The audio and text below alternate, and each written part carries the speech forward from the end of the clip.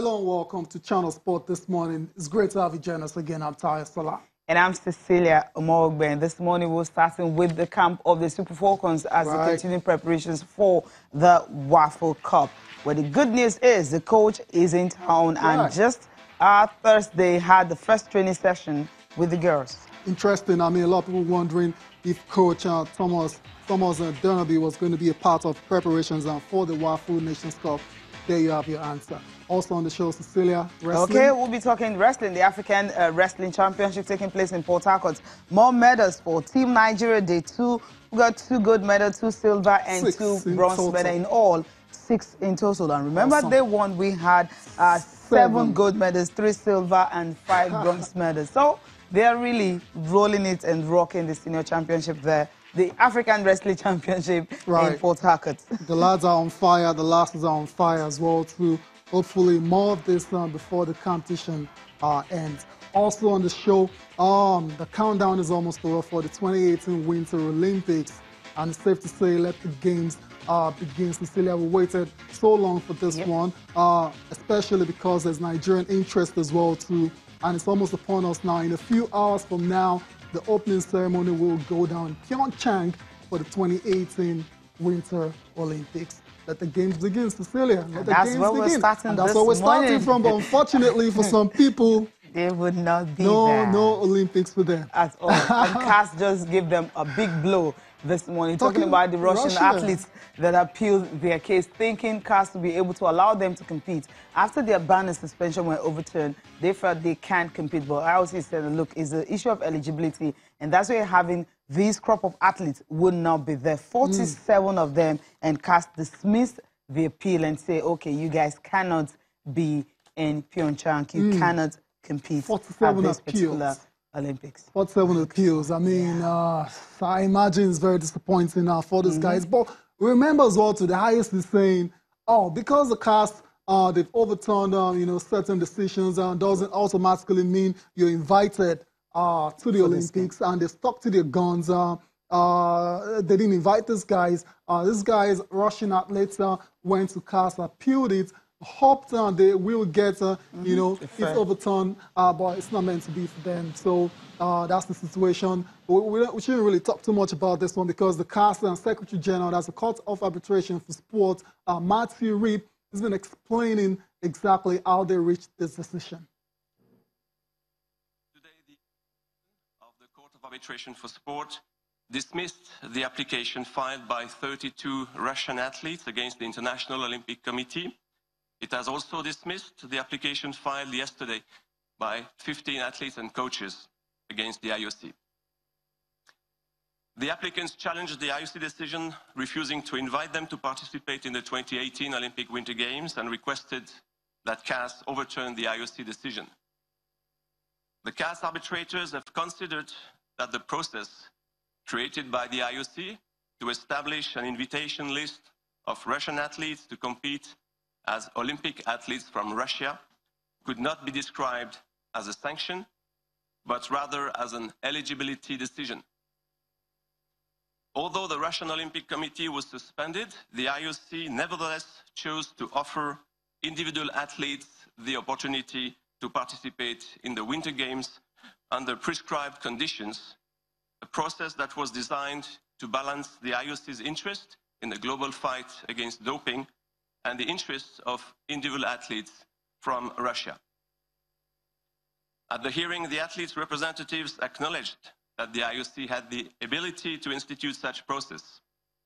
The CAS panel found that the applicants did not demonstrate that the manner in which 2 special commissions established by the IOC, I'm talking about the Invitation Review Panel and the Olympic Athletes from Russia Implementation Group, these 2 commissions, which independently evaluated the applicants, was carried out in a discriminatory, arbitrary, or unfair manner. So there was no finding that there was carried out in a discriminatory, arbitrary, or unfair manner. Yes, CAS Secretary General Matthew Reed trying to explain exactly how they reached that decision to prevent 47 Russian athletes from participating at the Winter Olympics in South Korea. And Cecilia, it says the IOC, they're well within their rights to decline invitation to these guys because of the evidence stacked against them. And it also bothers about the issue on eligibility. So when you don't have that, not just about the suspension, the fact that it was lifted does not mean they're still eligible to compete. And that's why at first, when other athletes were even saying, okay, fine, IOC has, CAS, has said that, okay, they can compete. But then what's IOC doing about it? And even the fact that IOC invited 169 carefully screened to compete as neutral athletes under a neutral flag is still, is still issues being... People are still kicking against that. Why would they even do that at all? They felt it could have been a complete ban. And so when CAS decision came, I mean, everyone, the whole controversy and all that, people started talking about that. But this time around... Really, I mean, the issue of the invited 169, like I said, carefully screened. I mean, they've gone through, series of screening, and the IOC, in their wisdom, believe, okay, these guys are they're clean. They haven't really committed any offense. It would be very unfair to, just lump them together with everyone else. So that's why they're giving opportunities for Russians to compete under the Olympics flag, which I feel is a welcome development because some people are definitely innocent. Not everyone is guilty of this thing. So that's the situation. Russia will have to make do with 169 athletes competing under a neutral flag for the IOC. And more reactions have started to trail this decision by CAS and Cecilia. The USA, they've been very vocal in their opposition to Russia, the old doping scandal coming from Russia. And it's not a surprise that they're one of the first, that's the US Olympic Committee, one of the first to come out to, hail the decision. Yeah, they're impressed. They're impressed with what CAS has decided to do. That look, they want clean athletes in the sport, and they want their athletes to compete against very clean experts, very clean other athletes. Let's listen to Anita Difference, how delighted she is with that decision.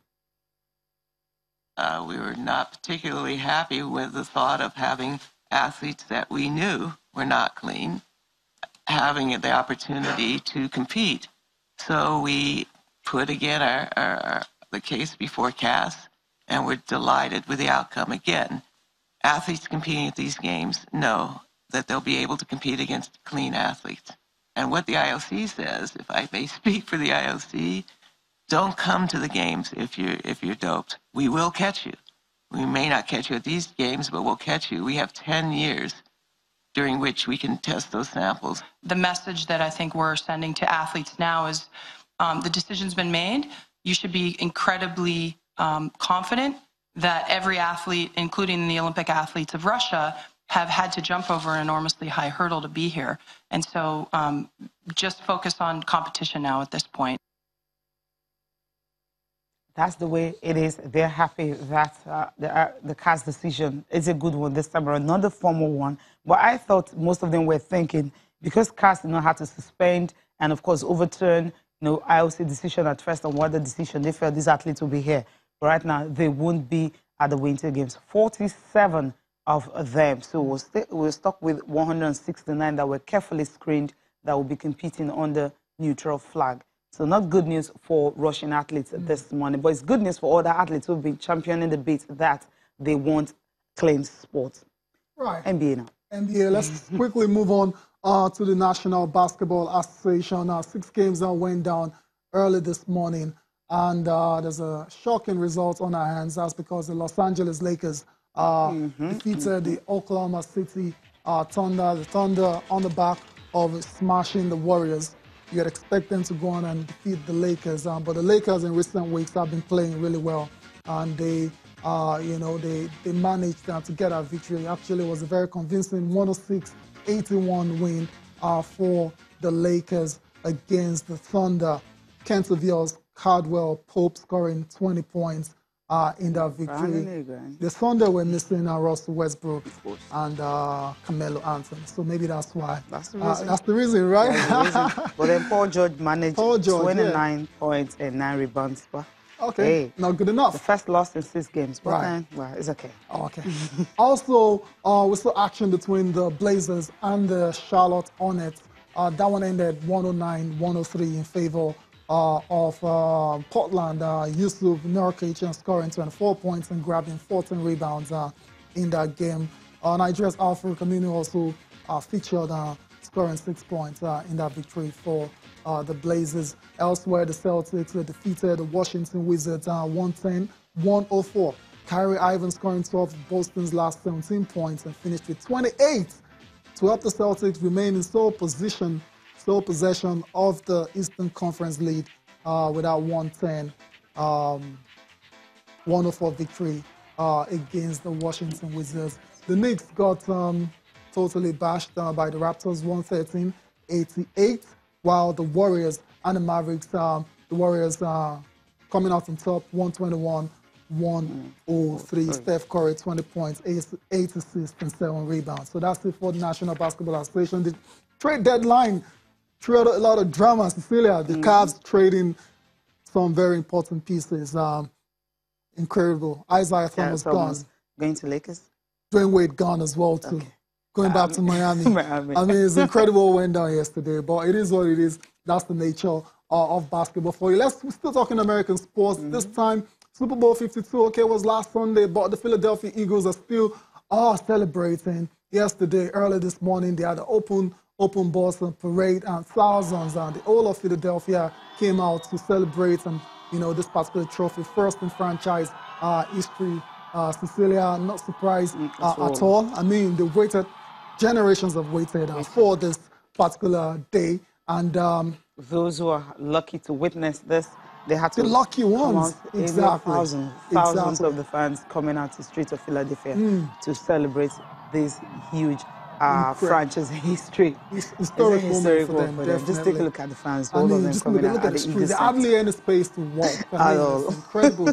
And yeah, I mean, you can understand why they are feeling like this. Definitely. Let's go on and listen to some of the main actors. Talking about the coach, Doug Friedman, as well as the quarterback, the winning quarterback, Nick Foles. And yeah, we'll listen to them and we'll take the celebration afterwards. I love these guys. We brought you guys a world championship, and just like Mr. Lurie said, we are not done yet. We have more to go, more to prove. This is our new norm. This is our new norm, to be playing football in February. I'm so proud to represent this group, this city, and this organization. Thank you very much. The greatest things I've ever done in my life. It is an honor for us to have bring y'all to the Super Bowl. We finally did it. We're Super Bowl champs.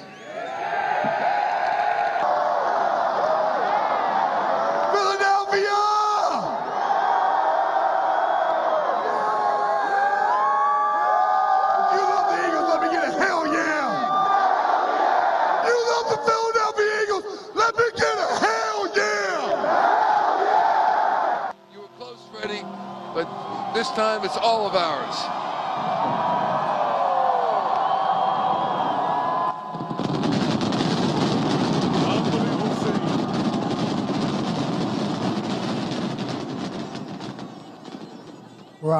Right. Philadelphia celebrating that very important and crucial 2 million Super Bowl title triumph. 2 million the whole fans. city came out. Yes, in the parade. Right. It's only right. It's huge. It's We're very interested to see. We're very interested to see. Yeah, also, I mean, that's the way it is, and we've seen this over and over again. Because these guys are passionate about their They was clubs. thinking about maybe 500,000, 200,000, but 2 million. Yeah, it's huge. Way above expectations. Right. All right, that's the way. Right. That's it for the Super Bowl. Yeah, we need to go on a break. Yeah, I think so. Right. So when we'll come back, we'll be talking wrestling. Right.